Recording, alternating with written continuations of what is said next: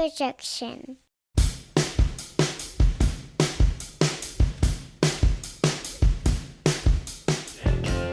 You've dialed into Taking It Down, the pop culture podcast from analytical Alabama TV loving minds. We're produced by the site thealabamatate.com, where you can find more podcasts as well as musings on pop culture and a few on politics. I'm one of the hosts of Taking It Down. I'm Blaine Duncan. It's often that I find myself trying to figure out why I like what I like and why I hate what I hate. And then there's the fact that I'm also an English teacher who's always looking to see how films, TV, books, and music are put together and made. And maybe you're like me too, once a kid who grew up in front of a television set and was thrilled to the bones to get to the theater. And some other good news, mine is not the only viewpoint, as with me is an erudite musician with a penchant for reading fine literature, and that's Adam Morrow, and another host who's a media specialist who happens to be a film buff with encyclopedic knowledge on such a plethora of topics. That's Donovan Reinwald, who's actually missing in action today. We'll get to that. For this week's Taking It Down, we'll primarily talk through the first 3 episodes of the Apple TV Plus drama 5 Days at Memorial, which is based around the true events of the New Orleans hospital just after Hurricane Katrina. It's also based on the book of the same name. We want to be your source for conversation or even just pals. I've often told folks to listen to the first 5 minutes, if nothing else. You never know, you could be the listener of the week. Now here he is, no Donovan, but on one side of me, the only side of me, here's a guy who keeps a camera on his garden. It's Adam Morrow with more raccoon pictures to share. It's great to be here, Blaine. Oh my goodness. I miss my buddy. Oh, Donovan on the Cape again, vacationing. What a life that guy's living.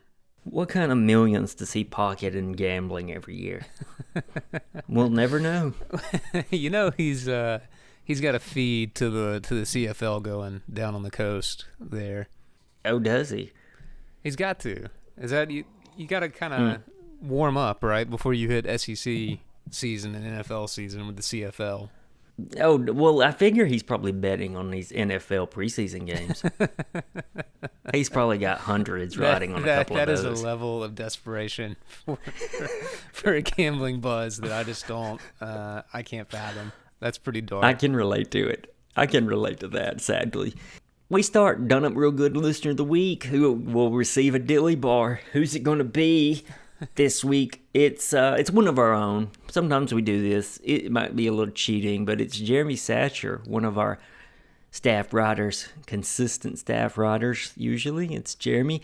He also is a graphic novelist on his own. You can find him at The Satching, I think, is _Satching. I think he's on Instagram that way, and then Druid City Comic on Twitter.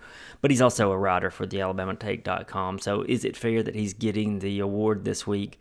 No, because last week he gave us some really good information on our YouTube channel.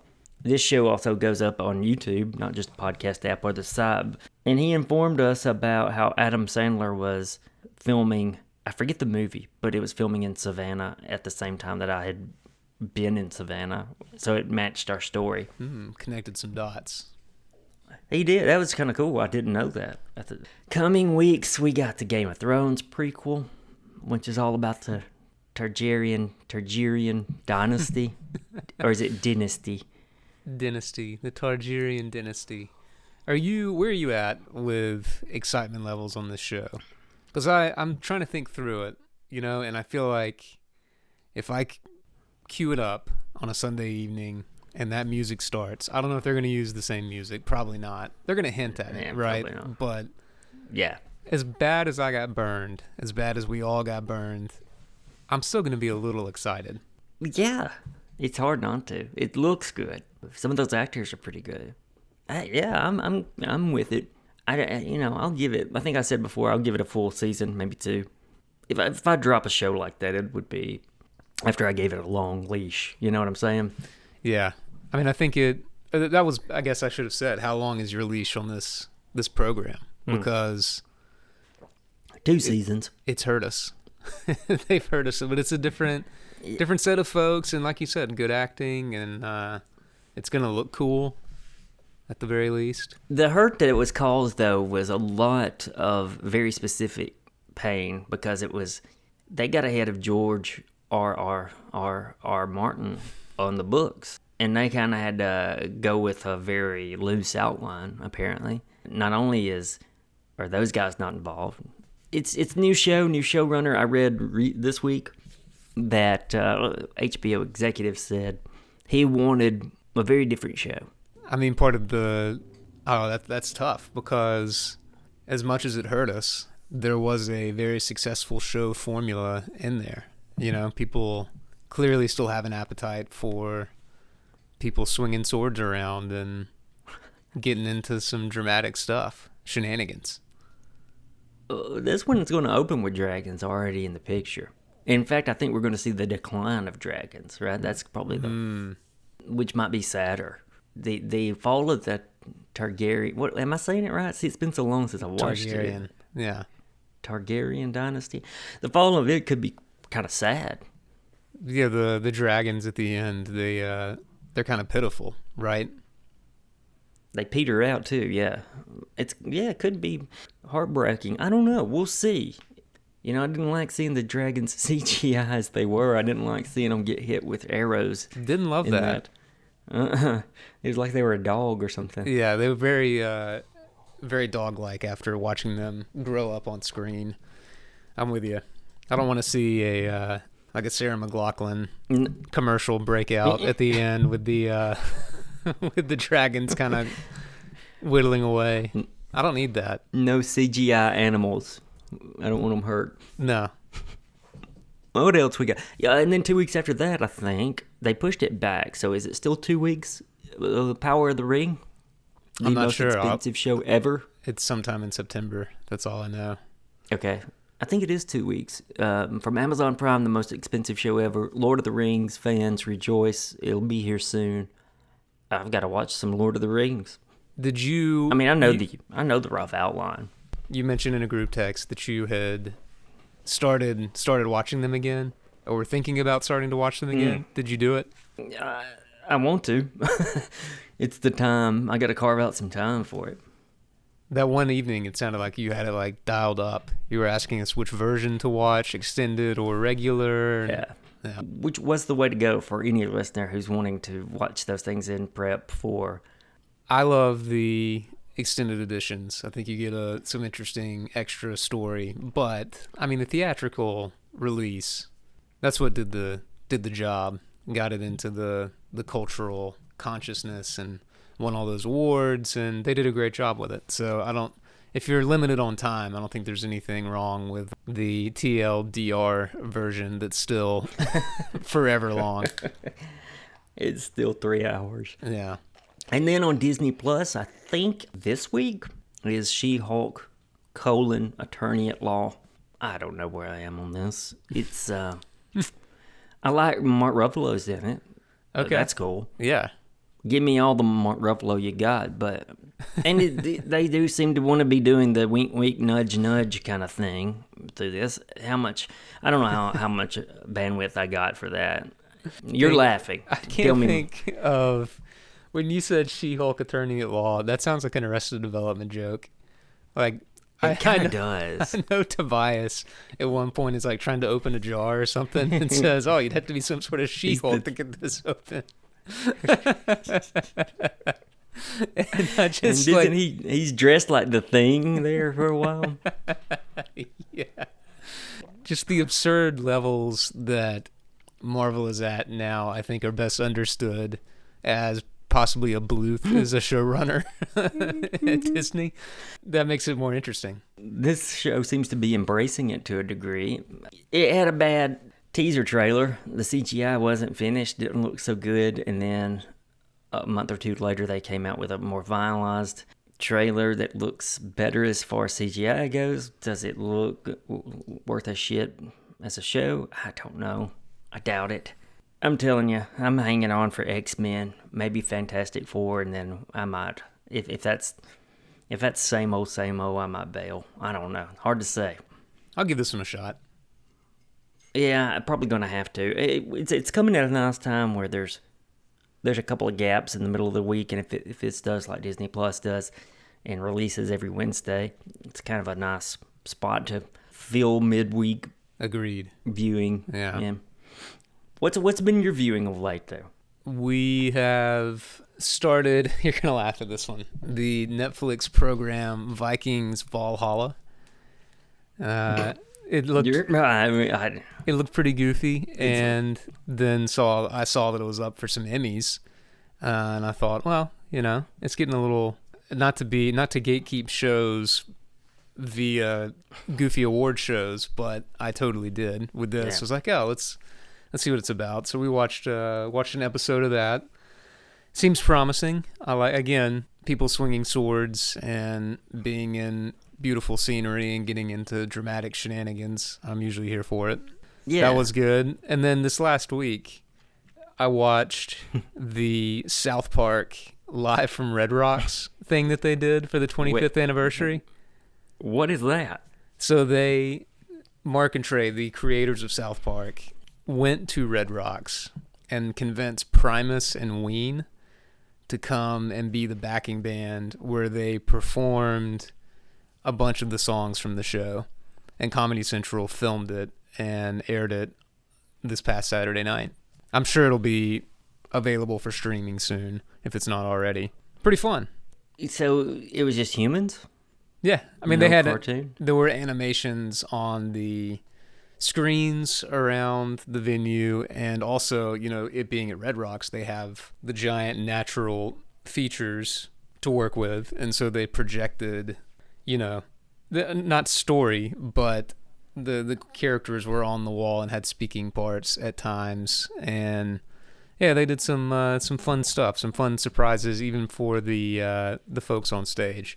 I don't know. I like that South Park is kind of getting its victory lap in a way, and still making good stuff. I think not only funny, but they're still as sharp as ever with their commentary. That is good to hear.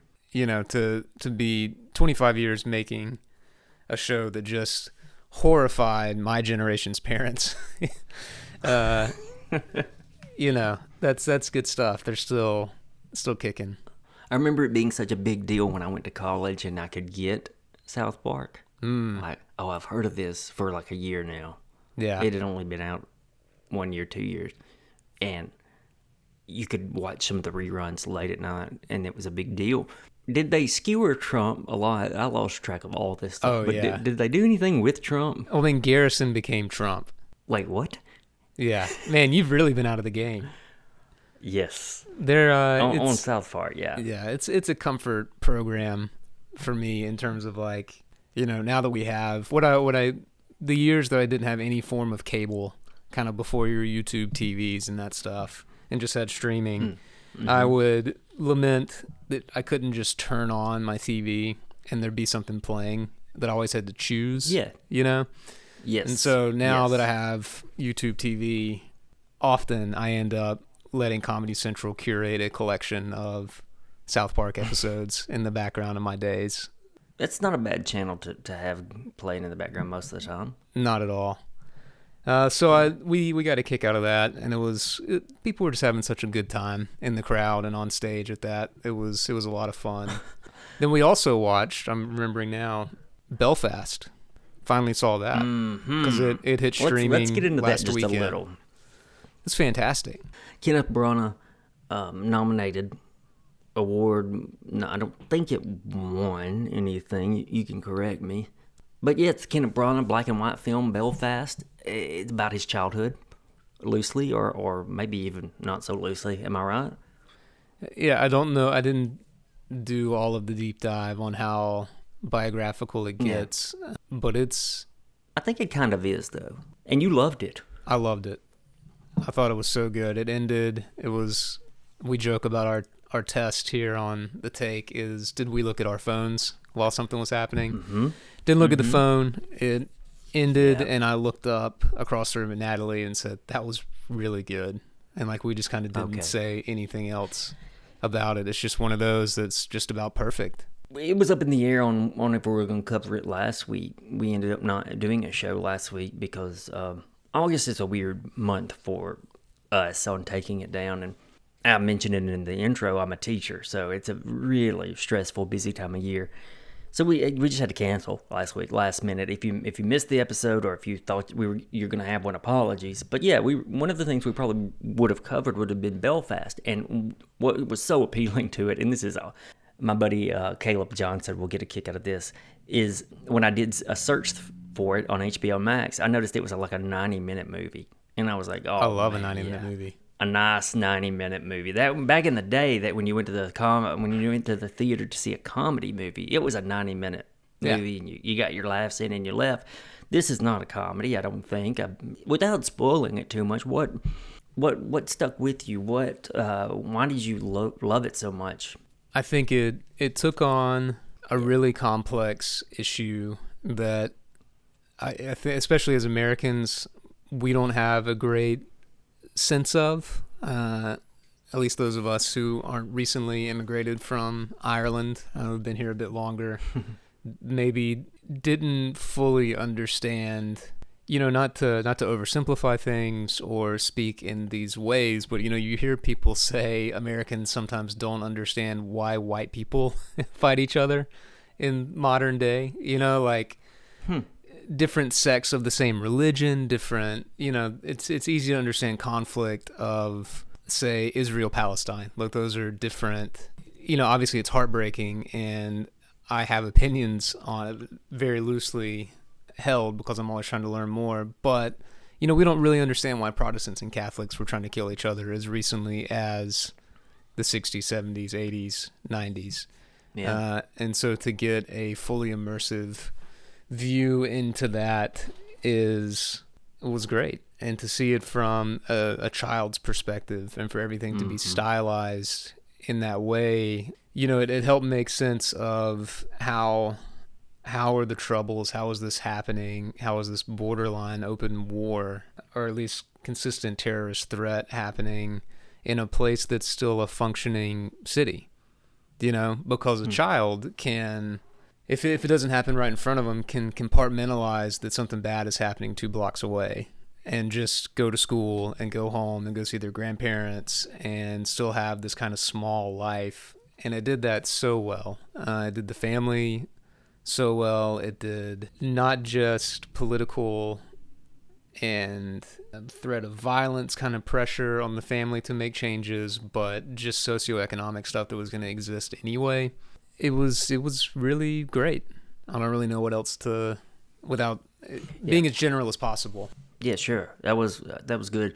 Pretty emotionally moving, it seems as if. Yeah, for sure. Okay, yeah.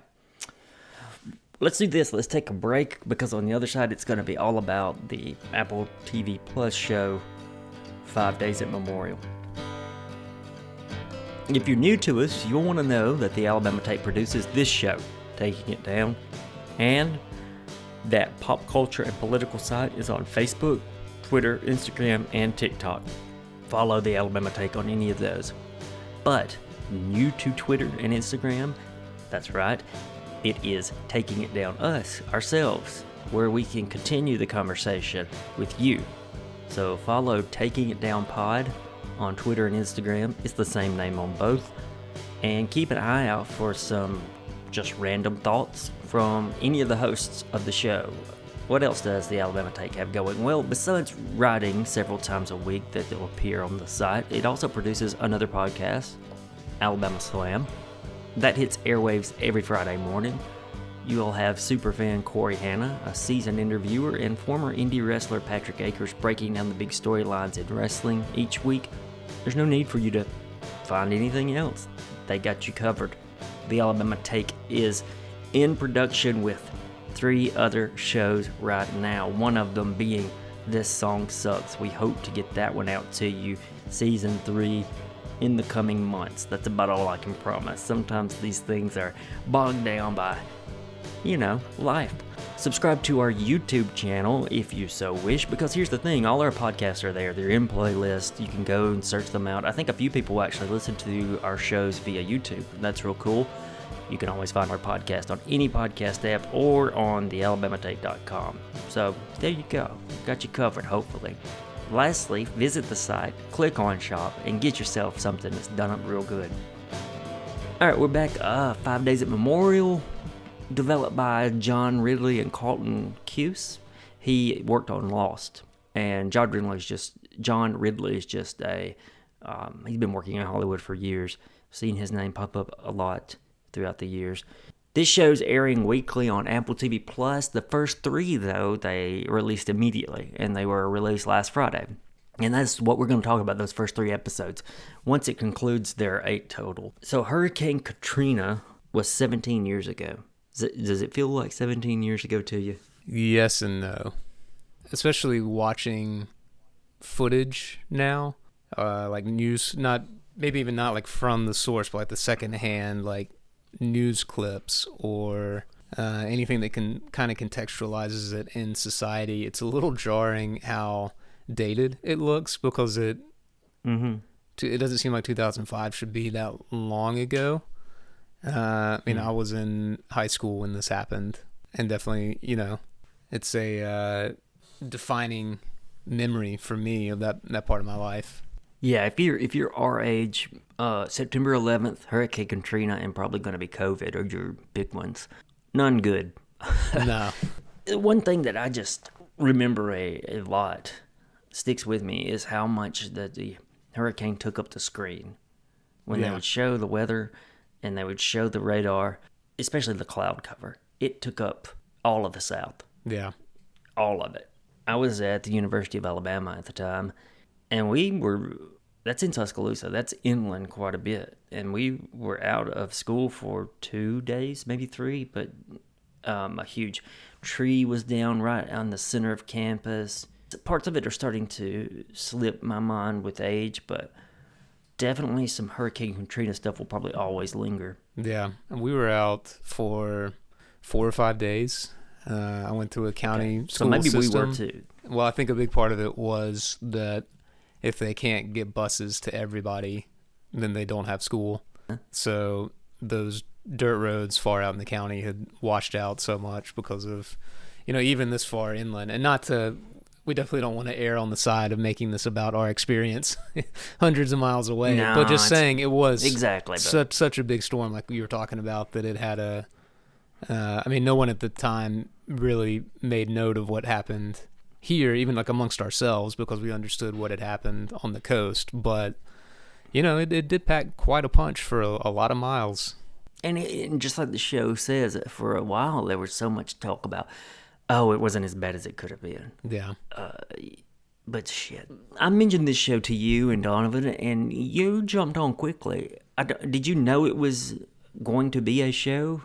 I didn't, but I'm pretty fascinated with those stories. And, a lot of natural disaster stuff, but maybe being a southern kid and thinking about hurricanes and, these otherwise, like, beautiful places that we have along the coast, just suddenly being just one of the scariest things that nature can throw at it, just brews up out there in the water and comes ashore, and all of a sudden there's a very strong before and after in your life for that. If you're one of those people that live down there, that's such a wild, basic human thing to consider.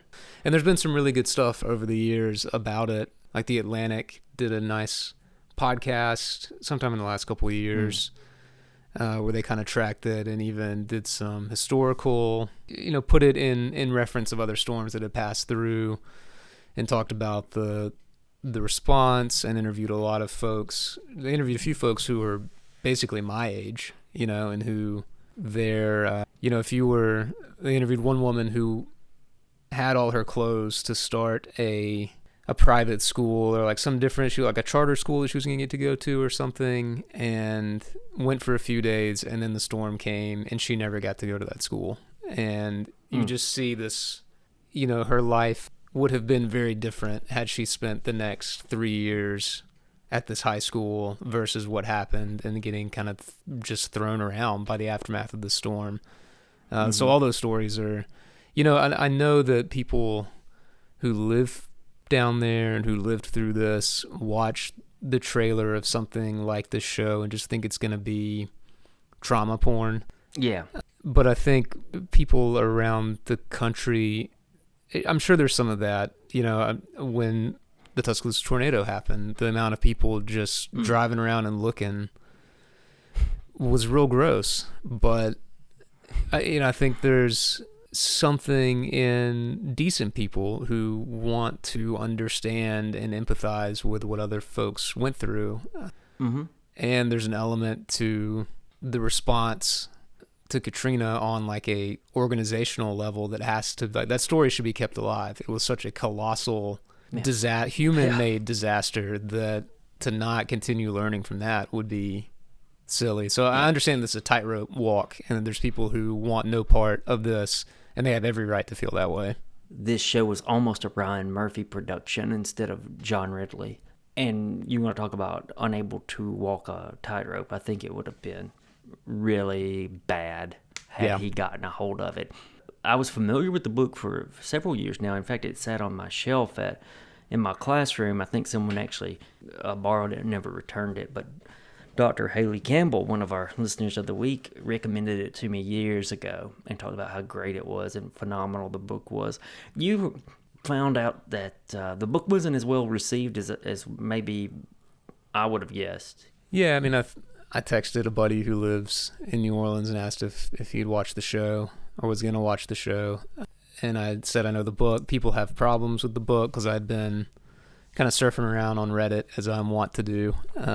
But he said, everybody's got problems with everything here.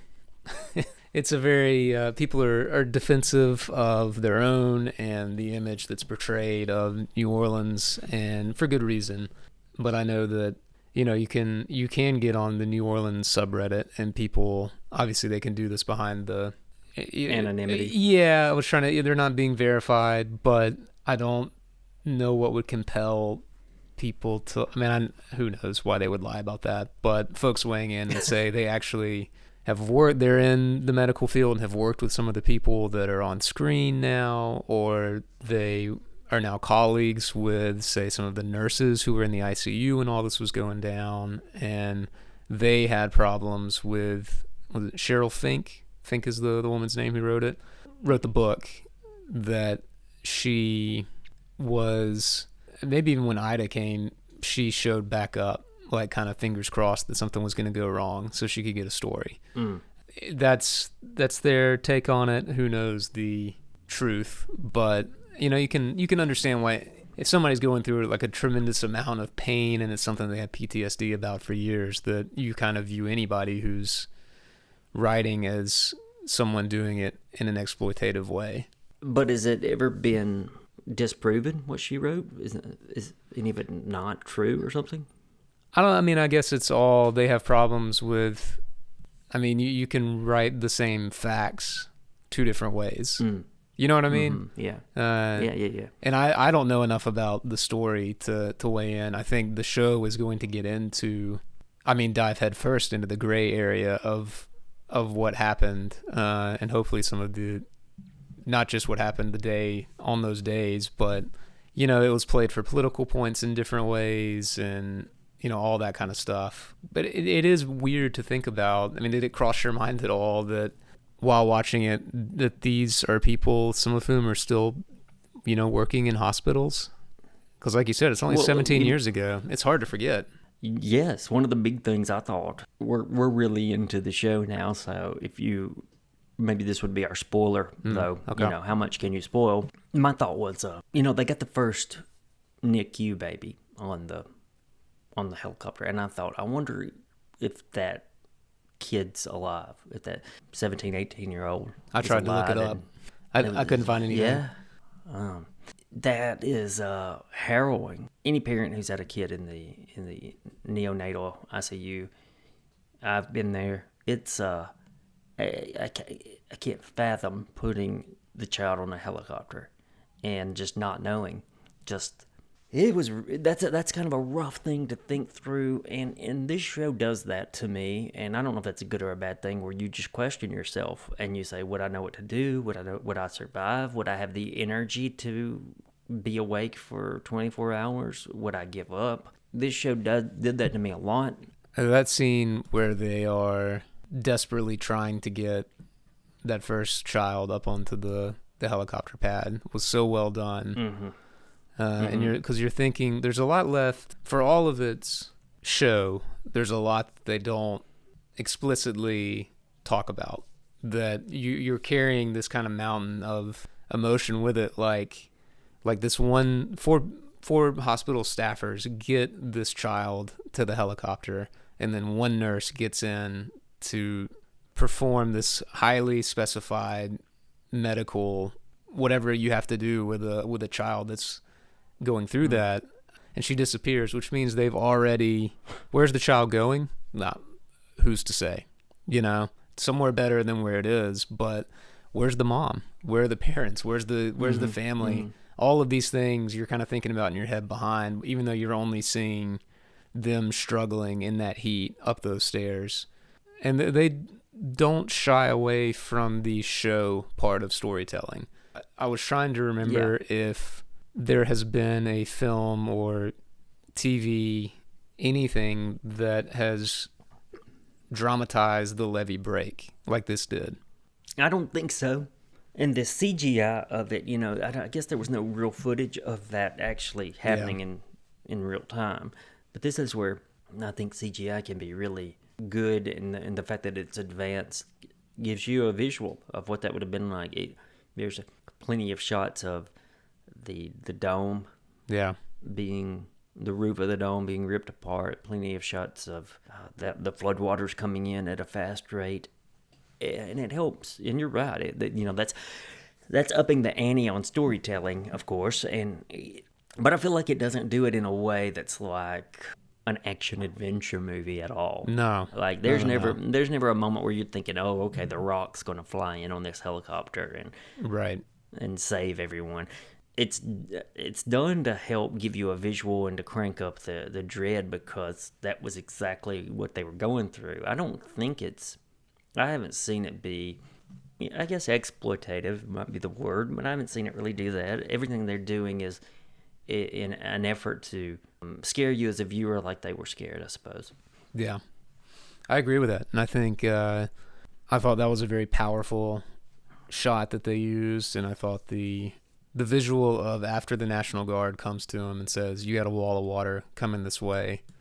I think sometimes a flood is one of the tougher things to like understand the dread of. You see the end result, right? But like a tornado comes through, horrifying. The wind shooting things through the windows, that was terrifying to watch. Wildfire, all these things. But a flood is kind of like the water slowly gets higher. Yeah. But when that water was pushing that car and pushing all that debris towards the hospital, it's like, this is for real. This is some high stakes, scary stuff. And then you have the classic guys almost in the boiler room of the ship, trying to keep it from going under, with the maintenance crew down there fighting that wall of water. I don't know. That was all. I feel like you have to have these things to tell the story, right? Yeah, I think so too. Boy, there's quite a juxtaposition going on with the smiling faces on the posters in the office in Dallas of the elderly people hugging. Yeah. It really gives you the sense, without berating you about it, that this is once again one of those problems with money, with monetizing healthcare.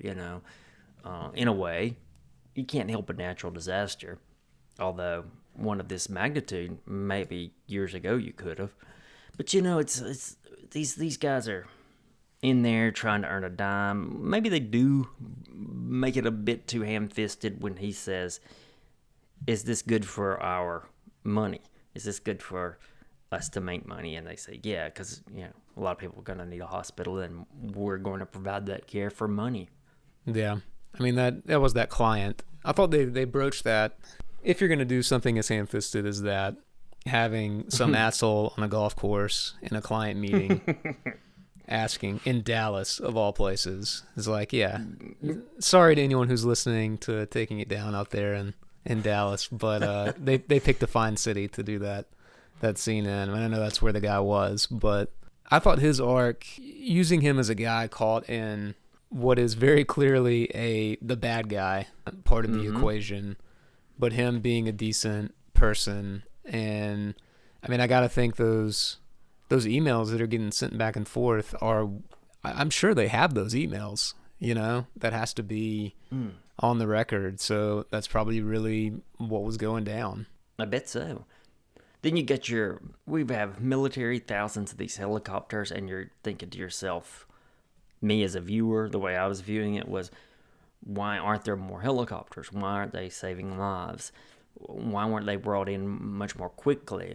Why do we have these organizations in our country if not to protect us or to help us? Are they solely to make war? Are they, what's that say about our society?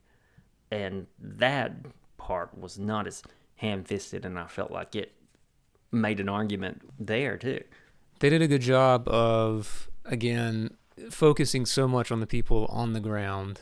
Like I was struck by, say, the helicopter, the military guy who gets out of the helicopter, young guy who says we can take one person, and that's when they choose to send this child with this nurse. That guy is just trying to do his job, and trying to keep the helicopter in the air and trying to help as many people as possible. Yet he has to be this kind of gruff person to keep that mission afloat. And they're doing like you said, you can't help but imagine, how would I hold up in all of these scenarios? And almost everybody who comes on screen, you're able to, in a subtle way, peel back and think like, what's going on with them? Nobody is one-dimensional. It helps that most of the key players are actual humans who have given lengthy interviews. So they're not inventions. A writer didn't come up with them. They really are people with complex histories and motivations and experience. They're doing one thing with the show. They're using a lot of close-ups to tell the story, which I think humanizes them even more, perhaps. It's an interesting choice to have that many close-ups in a disaster sort of show. I was kind of shocked at how many of the cast weren't just flat-out stars. You'll have Vera Farmiga, who was... she's somewhat of a big star, but the rest of the cast is kind of... You might recognize them, but you don't really... No big name carrying the show. W. Earl Brown, it plays the somewhat ruthless doctor carrying the gun around. I know him from Deadwood and There's Something About Mary. He was in that movie. Okay. Yeah. Good callback there. Kudos to them all. And the director making everyone look so miserably hot. Yeah. Not to be flippant, but that is something that you and I can relate to. And when I think my temperature probably rises immediately just watching the show when they're out there without air conditioning and trying to load up people and they're just soaked. And that is easy to imagine for me. Yeah, I've wondered about how they shot this, because I think a lot of it was shot in Canada, if I've done my research properly. Really? Well, all the interiors, which was another maybe point of contention that native New Orleanians would have, given the booming film industry down there. But yeah, I mean, did they just crank the heat on these people, or were they make-upped in some way or misted before arrival? Because they're selling it. As something of an authority on sweating, they're really selling it. This is a tale of a lot of things. It's a tale of no one knowing what to do. It's a tale of unprepared, mismanagement. And I remember all that happening in real time and everyone saying these things like, this has been mismanaged even from the top down. There's the famous Kanye thing where he said Bush doesn't care about black people. Well, that's where this came from. If you know that quote and you don't remember the context, this is it. This is Kanye when he was good crazy, not... Yeah, kind of. Not lost the track crazy, just calling it like he saw it. The show's also doing a framing device at the beginning of each episode where it's interviewing some of the people involved. You do, I don't. This one stumped me. What's the point of not showing who's asking the questions? They're making it deliberate of not showing the one or two people who are interrogating the person involved. And you, as you watch the show, you forget about that because they only do it at the very beginning. Sometimes at the end, they'll circle back around to frame it up. I mean, they're burying the... I think they were very intentional, since we are in spoiler land now, of building to the point of the final interview shown at the tail end of the third episode, right? That there is a criminal investigation happening. Do you know who the criminal investigation's on? Yes. By chance? Yeah, I do too. It's I won't say in case someone doesn't know because we're only spoiling the show itself. Yeah. So I'm really interested in where it's going, and knowing how they've treated the characters in the first 3 episodes. It will be intriguing to see what they do with the next few. It really is interesting how they're presenting because I know who's going to be criminally investigated, at least one of them. There might be more than one, and if so, I'll be surprised because I don't know. But I do know one, and the way that character is being presented is not really criminal. Right.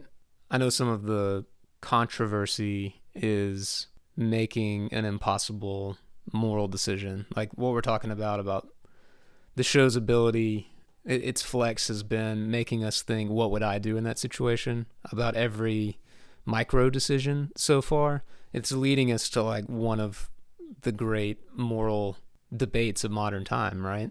In a way. Oh, is it? Well, I all I know is who. I don't know the one. Okay. I heard that it's pretty traumatizing in a way, I guess. But yeah.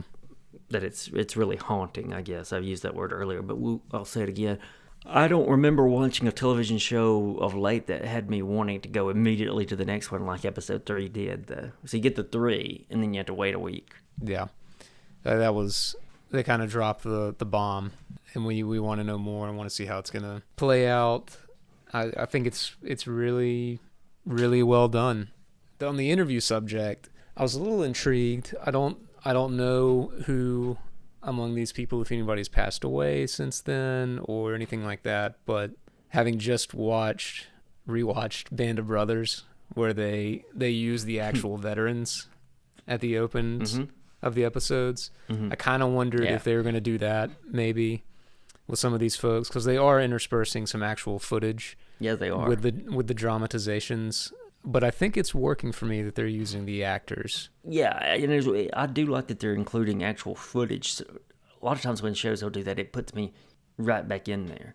Especially if I'm old enough to live it, you know. It's also, I think, the other show that has done this deep a dive on this era in New Orleans is Treme. I can't think of another one that's kind of taking Katrina as head on. Somebody on the New Orleans subreddit says this makes 5 Days of Memorial makes Treme look like a Disney animated special.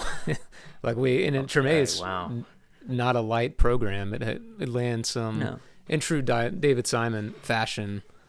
There is some enjoyable scene stuff, but then some real gut punches too. But even in Treme, they use an investigation to slowly unravel what happened in the storm and to illustrate the levels of confusion. It's interesting that that there is no other way to do this, I guess. I guess you could just present the story itself without those interviews, but something about showing these people, in the third episode, I'm going to forget that doctor's name, but showing him sitting in a nice, in front of a sunny window in his house, you assume, in a couch, and like life looks normal, but that this person has been through hell on earth.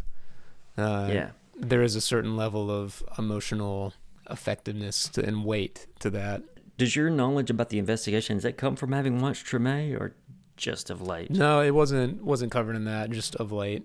Because honestly, the interviews had something to do with it. I was curious about who was still with us and who was still practicing medicine, and thinking about how disruptive it would be if you were somebody who, if you're just one of these nurses who has put this, if not behind you, it's 17 years in your past.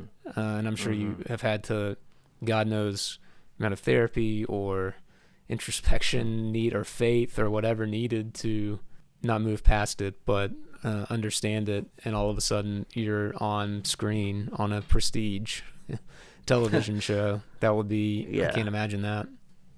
Be pretty jarring, if not upsetting. So yeah, but we're still, I think you and I both really like this show. I think the acting is pretty good. I don't know that it's great. It could become great. Only 3 episodes down. I do look forward to watching it. We might return to it. And from there, we will leave you all to it. Hit us up. We are now on Twitter and Instagram, Taking It Down Pod at both, so you can further converse with us. So that's it for this week of Taking It Down. Find the Alabama Take on all social media and us on Twitter and Instagram for some more TV, movie, pop culture talk, and we'll talk to you next week.